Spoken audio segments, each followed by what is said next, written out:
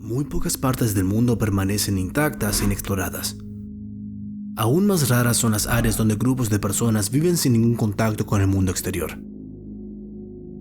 Hoy se cree que hay menos de un centenar de grupos que viven aislados, pero el contacto con estas civilizaciones aisladas y remotas puede tener consecuencias desastrosas. ¿Qué pasa, Eagle Crew? Hoy hablamos de uno de estos raros grupos indígenas, el caso extraordinario de un hombre decidido a enfrentarse a ellos y la tragedia resultante que conmocionó al mundo. Ahora, comencemos. John Allen Chau nació el 18 de diciembre de 1991 en Alabama, pero creció como un niño aventurero en Vancouver, Washington, donde siempre estaba en el desierto con su familia, acampando y haciendo senderismo.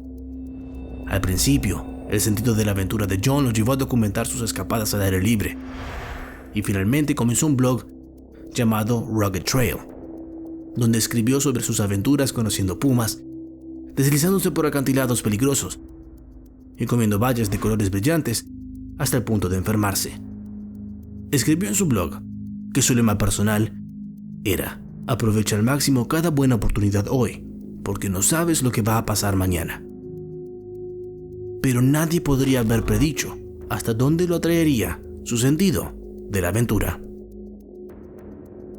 Según todos los informes, John era un buen muchacho, aunque le costó un poco hacer conexiones cercanas con otras personas y encontrar su propia identidad como el más joven de 3 hijos. En 2008, mientras estaba en la secundaria, John realizó un viaje misionero escolar a México, y así comenzó su pasión por las misiones y un sentido del propósito al que se aferraría como parte de su identidad central. Al crecer, sus modelos a seguir, a quienes admiraba profundamente, incluyeron a los misioneros David Livingstone, así como Jim Elliot, quien se hizo famoso después de que murió a los 28 años, después de ser asesinado con una lanza mientras predicaba en Ecuador a la gente Waorani. John hizo más que admirar a estos hombres. De hecho, buscó ser como ellos, incluso hasta el final espantoso. Para cumplir su deseo de retribuir a los demás, John se convirtió en un entrenador de fútbol y finalmente trabajó en una organización sin fines de lucro llamada More Than a Game y AmeriCorps. A medida que crecía, John comenzó a participar en viajes misioneros cristianos más frecuentes, ya que sintió el llamado de difundir sus creencias religiosas por todo el mundo y participar en el trabajo voluntario. Este impulso interno lo llevó a México, India, Israel, Sudáfrica y Kurdistán. Después de algunos años sintiéndose perdido, John finalmente comenzó a creer que había encontrado su vocación y propósito en la vida, y pasó casi todo su tiempo como voluntario y predicando en el extranjero. A partir del 2015, John pasó un tiempo en las Islas Andamán, en el Océano Índico, donde descubrió lo que convertiría en su nueva pasión, algo que finalmente se convertiría en una obsesión. Mientras estaba allí, John se enteró de la cercana isla Sentinela del Norte, donde vivía una tribu indígena, conocida como Sentinelese. Para comprender lo extraordinario del caso actual, es necesaria cierta información de antecedentes. Aunque son extremadamente raros, los sentineleses se consideran aislados, lo que significa que viven como un grupo aislado sin interacción con nadie del mundo más allá de su isla. Desde su descubrimiento a mediados del siglo XIX, han rechazado constantemente todas las oportunidades de conocer a alguien que no perteneciera a su tribu. De hecho, se sabe que responden con violencia cada vez que la gente se les acerca,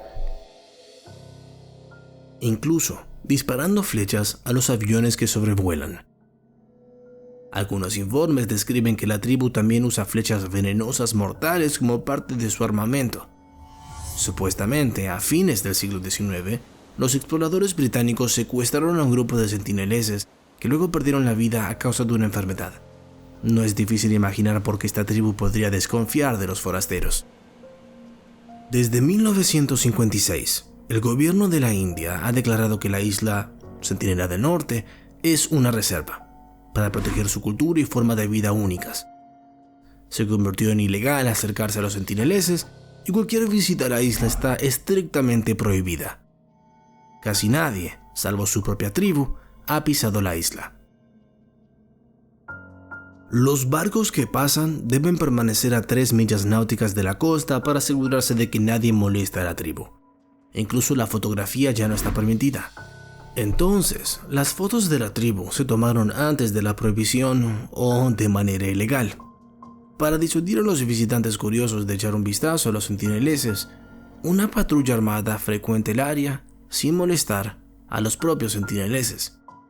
Debido a que nadie se le permite acercarse a la tribu, no se sabe con certeza cuántos de ellos existen, pero las conjeturas dicen que la tribu está formada por entre 15 y 500 personas.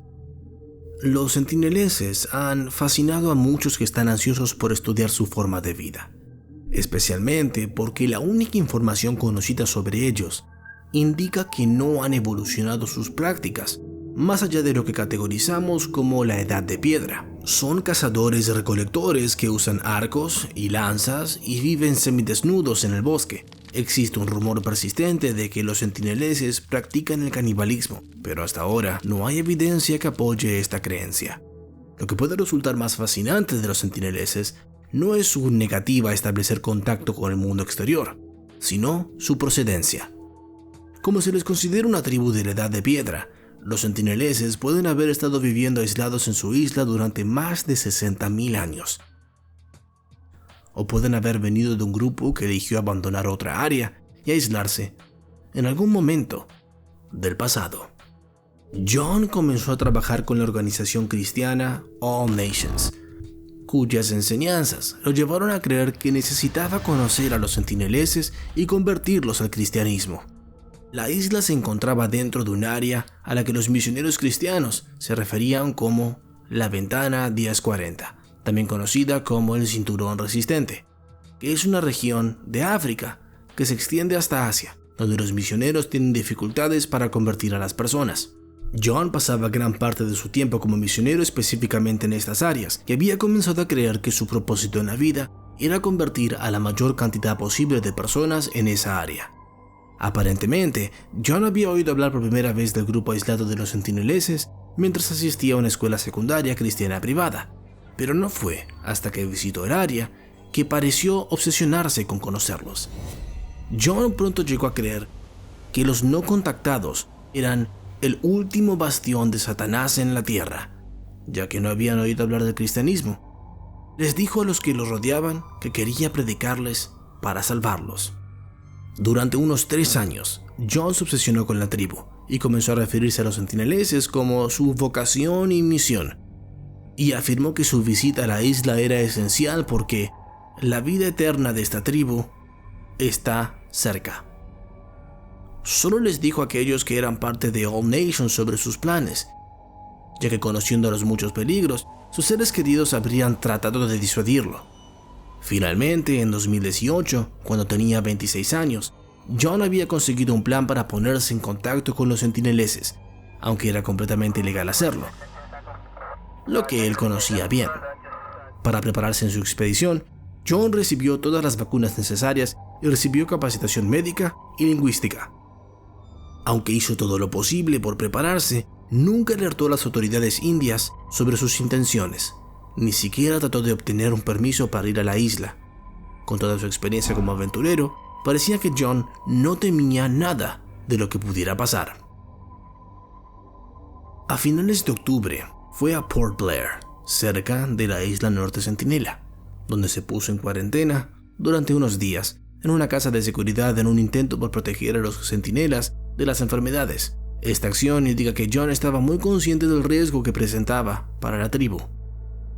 El 15 de noviembre, John sobornó a 5 pescadores locales, pagándoles 25,000 rupias indias para que lo acercaran ilegalmente a la isla. Al principio los hombres dudaron, pero John finalmente los convenció para que lo ayudaran. Sin embargo, cuando sus botas llegaron a unos 500 metros de la orilla, se detuvieron y se negaron a acercarse más. En 2006, los centineleses habían matado a 2 hombres que accidentalmente aterrizaron en la costa de su isla. La tribu había colocado sus cuerpos en estacas de bambú en la orilla para que todos lo vieran como una advertencia. Los pescadores advirtieron a John que debería observar a los centineleses de la seguridad de sus cubiertas, pero John no estaba convencido. Después de todo, había llegado tan lejos y sentía que era su misión más grande hasta el momento.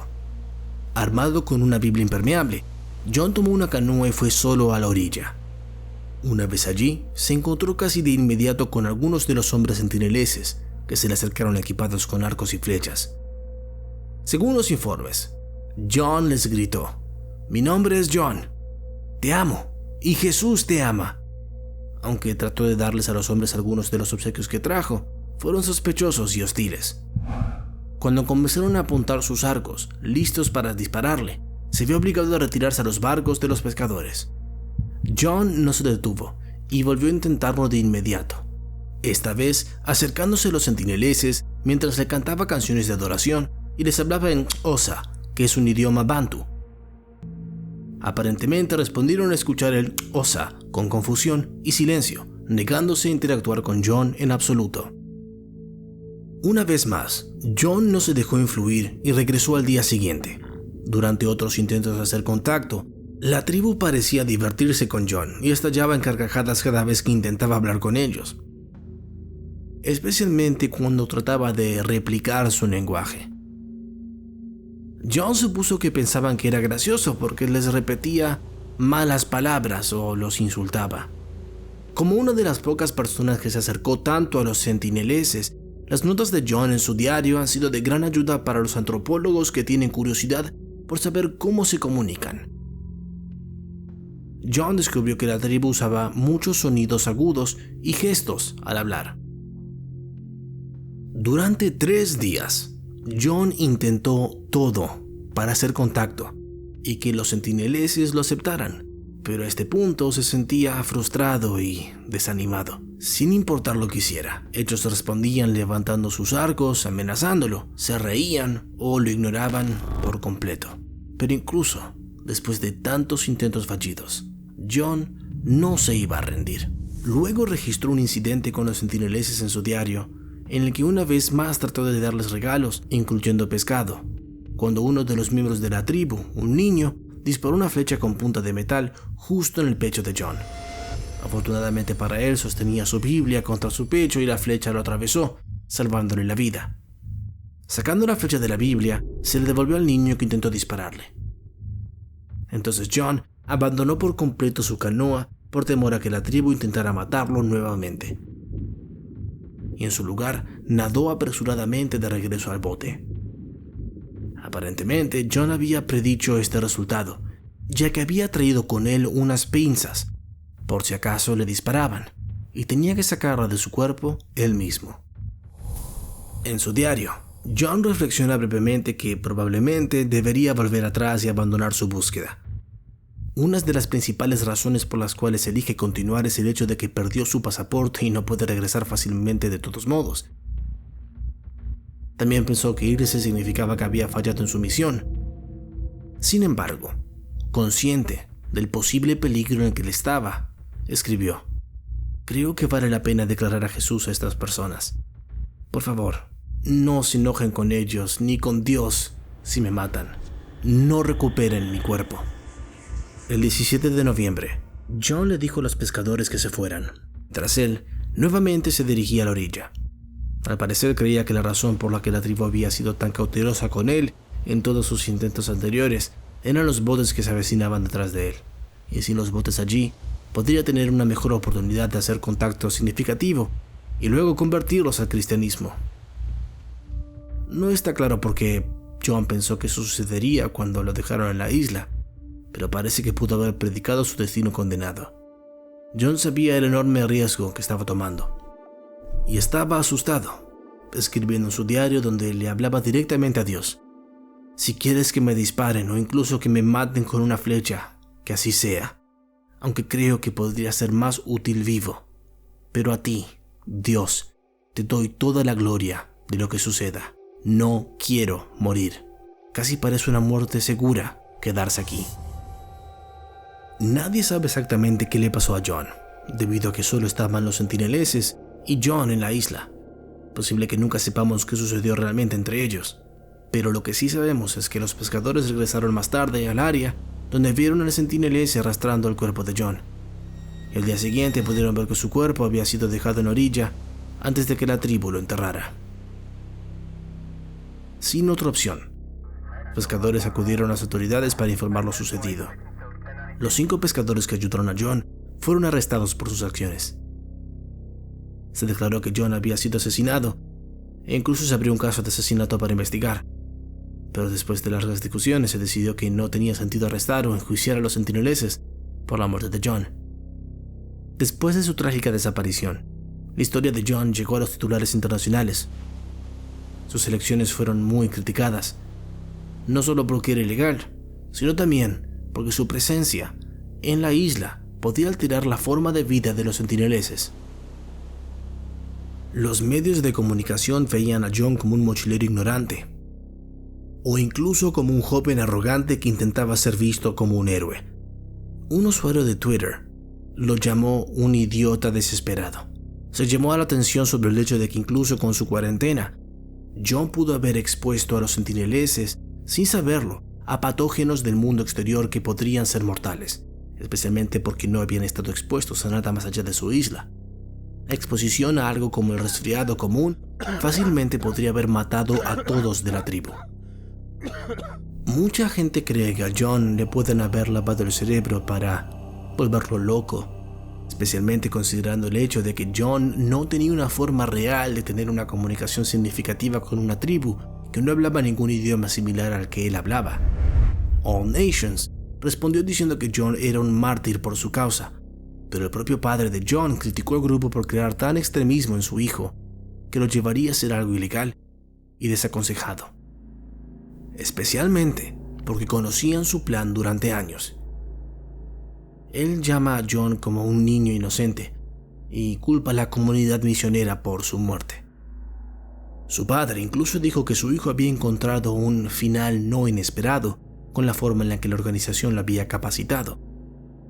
Supuestamente, el entrenamiento de All Nations para sus misioneros incluyó una situación simulada muy parecida a la que John enfrentó, lo que probablemente lo alentó a pensar que podía manejar el encuentro con los Sentineleses. El entrenamiento simulado incluyó vendar los ojos al misionero y establecer una tribu indígena que les era hostil, blandiendo lanzas falsas para imitar una amenaza. El cuerpo de John nunca se ha recuperado, pero las autoridades indias intentaron recuperarlo en varias ocasiones diferentes en las que los sentineleses los recibieron con extrema hostilidad. Algunas de las veces que se acercó a la isla, se vio a la tribu haciendo guardia en la playa con arcos y flechas. Se consideró que el esfuerzo era increíblemente peligroso tanto para los sentineleses como también para las autoridades. El cuerpo de John quedó enterrado en la isla donde murió.